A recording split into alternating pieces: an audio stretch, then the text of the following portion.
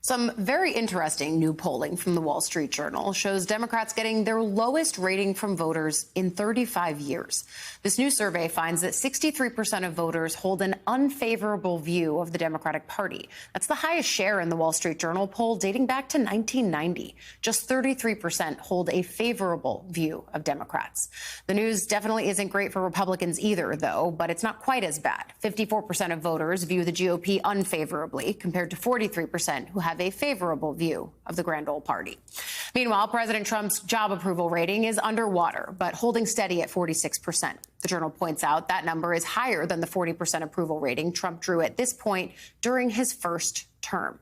A lot to unpack here. Reporter covering the U.S. Senate for Axios is with us, Stephen Newcomb. So, Stephen, these polling numbers are low for Democrats, but I think what's so interesting is the way that Republicans themselves, on issues that they've won on before, like handling of the economy, those numbers are also disapproving in this poll. And yet, Democrats are still the ones on the low end of the favorability spectrum. How? Why? I think you're seeing what a lot of Democrats are trying to reckon with right now is that Democrats have a branding problem. I mean, irrespective or no matter what the Republican Party is doing, no matter how low President Trump's numbers go, they're not high, they're not good. Right. The Democratic Party's numbers don't go up. And I think they're figuring out is that it takes more than just being anti-Trump, being against the administration, being against the Republican Party. There needs to be some sort of affirmative vision from folks in the party. And I think that's what you're trying to see some senators grapple with, folks who are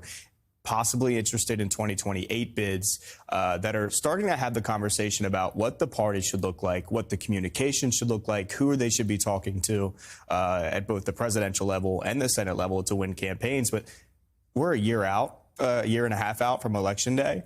They have a lot of ground to make up before then. A lot of ground to make up and no central figure, which I wonder if that's also contributing here. When you don't have one person who you can assign the hopes and dreams of a party onto, yes, it's an opportunity, as many Democrats have said to me and you and others, but it also is hard for maybe the casual viewer or voter to say, oh, well, I associate Democrats with this person. That is sort of the game that Schumer is playing on the Senate side as he tries to recruit some really key figures in marquee races. Yeah. It's a tough map for Democrats. We're going to hear and say that a lot.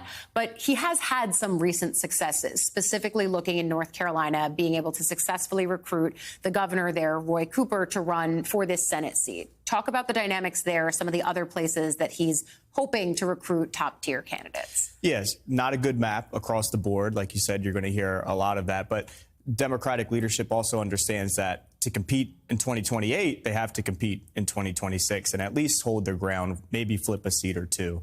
So, yes, landed Roy Cooper in North Carolina, which was really the top priority for the party coming into this election, was making sure that they could get him on their roster in North Carolina. Senate Minority Leader Schumer was in Ohio over the weekend. We reported yesterday that he was with Sherrod Brown, former Senator Sherrod Brown, who they're trying to convince to run in 2026. Brown is weighing both a Senate and a governor's bid in the state. And then also the party's waiting for Janet Mills in Maine to make a decision, the governor, to make a decision about whether she wants to run for Senate. You have to remember, this is Schumer's strength, right? Like these campaigns, the recruitment, the relationships with the candidates, this is not an insignificant part of sort of the case for his leadership. He needs to do it effectively in 2026 and in 2028 to have an argument to remain Democratic leader. I think that, that's certainly a battle that is coming down the road. And I've sort of been trying to ask that question of candidates at this early point, many of them just shying away from it. For Republicans, though, they are going to have to ride Trump's coattails. And just to show you what he's doing right now, he is over in Scotland. He continues to be there. It's the fourth day of his trip. You see him speaking there on the microphone now. We're going to go live to it only if he actually starts talking about the politics and the news of day. Right now, he is just talking about the celebration of his course there in Aberdeen. That's why he's there. You see he's going to do a ribbon cutting alongside his sons and other key members. But that is, I think, the backdrop here. And Republicans have tried to recruit this kind of caliber of candidate. You know, they lost out on Sununu in New Hampshire, for example. This has been a struggle for them over the years. And so I think that you're right to point out Schumer's strength in all of this. Is there also a conversation about what the message ultimately will be, why that hasn't coalesced yet? Sure. I mean, definitely. I think that, one, the point you brought up about no central figure, no sort of centrifuge of what the messaging should look like, I think that that's part of the strategy here for Schumer, because there is no centralized message, because the party's national image is so low in the dumps. He has tried to recruit candidates that, independent of the Democratic Party, have a strong brand in their states. I mean, Roy Cooper in North Carolina had a really high approval rating leaving office, has a brand in the state that has really nothing to do with Democrats in Washington. And obviously Republicans will try to draw the two together. Same thing for Janet Mills in Maine and Sherrod Brown in Ohio, who was in the Senate for, 18 years. Yeah. So they're trying to recruit candidates that sort of have some space and some gap between them and the national party. Yeah, and sort of have their own unique brand within the state. I mean, I've covered multiple re-election bids for Sherrod Brown, including his most recent one in Ohio. And although the demographics in that state have sort of turned against him, just it's become so much more red. At the same time, he is someone who has been able to pull over Trump voters who might split their tickets. And it's not a year where Trump is on the ballot. I think that's a really important perspective here.